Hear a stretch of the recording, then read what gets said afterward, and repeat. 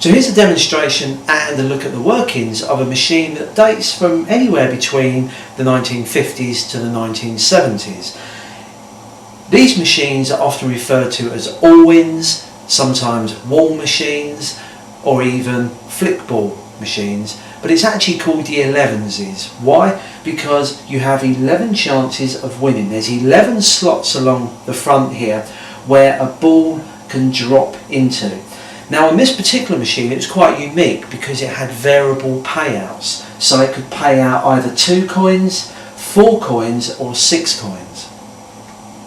This particular machine is on a 1 new penny, and we're going to demonstrate what actually happens. First of all, you put a coin in the slot at the top here and it'll release a ball from this hole down here.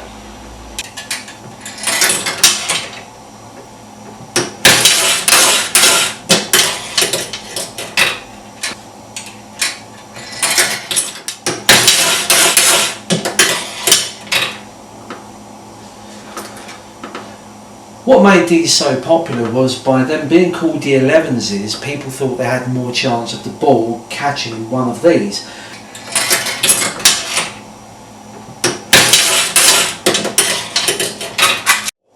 There we got a payout of 4.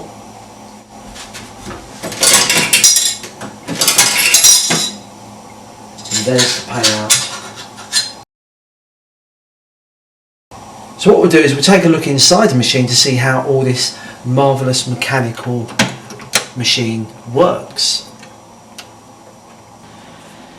So starting at the top here in the top left corner is where your coin comes in. You put your coin in, it drops down this chute here. Now on these machines they didn't need to make sure that you had a good coin checking system because of the value was so small. If it was the payout was £100, then they would make sure you was putting in the right coin to start with and not a washer or some other foreign coin.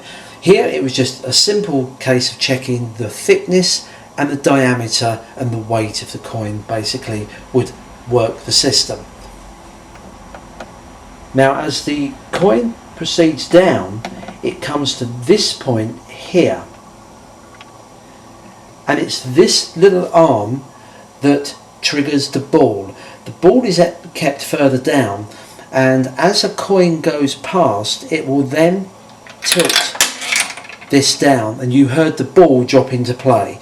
So the coin drops down, and if I drop a coin in,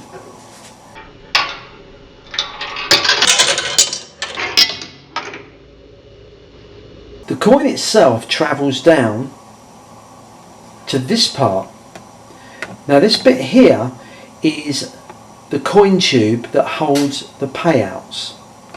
So as the coin comes down the slide it drops into this chute here, and they're all stacked up ready for payout. Once this gets filled up they overflow down here and into the back of the machine. So the coin stacked in here, the payout is by this slide down here.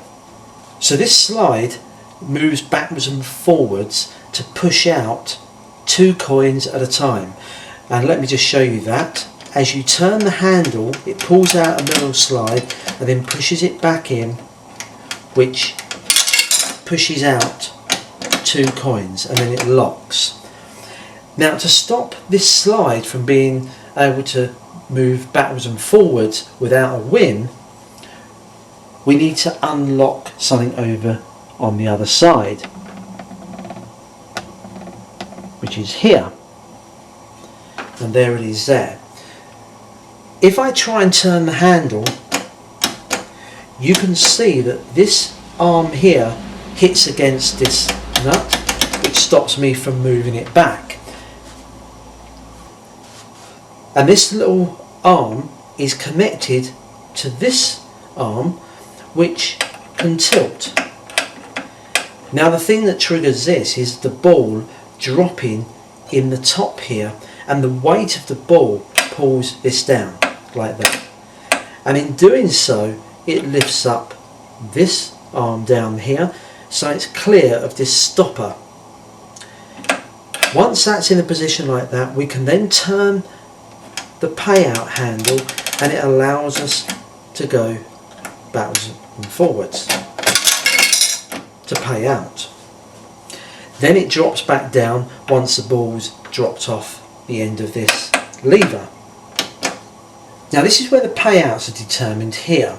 When the ball lands in one of these, will determine whereabouts it rolls into these 3 channels here, which we're going to look at. So here's a close-up view of the internal workings and mainly the payout section. How does the Elevenses know how much to pay out, or how many times you can turn the handle? And it's governed by this section here.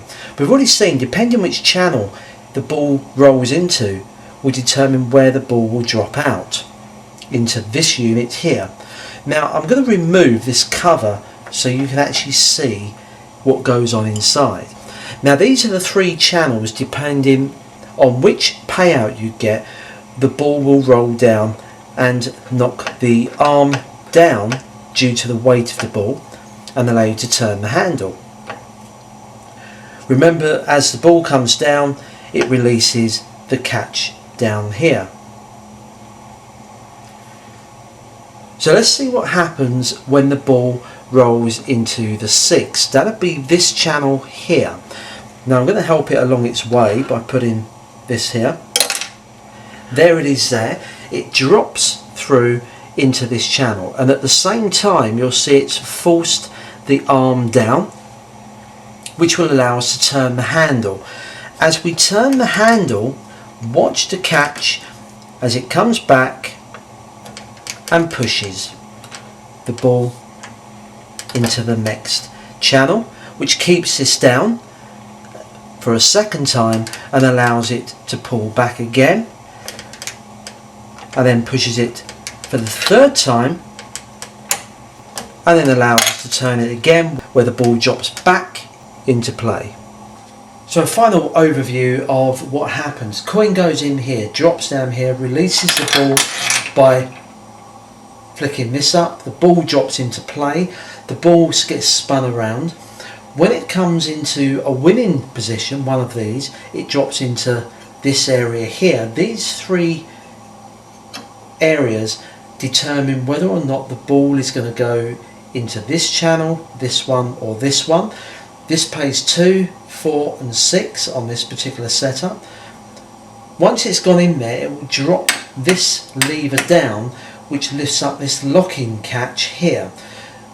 By this lifting up, the handle can then be turned to determine the payout. As it comes back, this ratchet turns around. In doing so, this moves backwards, which moves the slide, and then it pushes forward to pay out 2 coins.